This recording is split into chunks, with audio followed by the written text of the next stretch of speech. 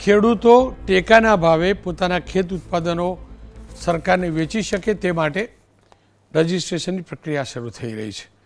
ખરીફ પાકોની રજિસ્ટ્રેશનની નોંધણીની સમયમર્યાદા 15મીથી વધારી 22 સપ્ટેમ્બર સુધી કરાઈ છે.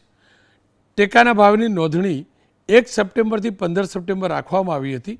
શરૂઆતના 1-2 દિવસમાં તકલીફ પડી હતી. તમામ માધ્યમોએ એ વાતને પ્રાધાન્ય પણ આપ્યું હતું, પ્રસારિત પણ કર્યું હતું અને ત્યારે પણ કૃષિ મંત્રીએ કહ્યું હતું કે કોઈ પણ નોંધણી વગર બાકી નહીં રહી જાય. એ જ પ્રક્રિયાના ભાગરૂપ અઠવાડિયાનો સમય વધારી આપવામાં આવ્યો છે. મગફળી, મગ, અડદ, સોયાબીનની નોંધણી હવે ખેડૂતો 22 સપ્ટેમ્બર સુધી ઈ-ગ્રામ કેન્દ્રો ઉપર અને વીસીઈ મારફતે વિનામૂલ્યે કરાવી શકશે. બસ નોંધણીની સમય મર્યાદા ચોક્કસથી સરકારે વધારી છે.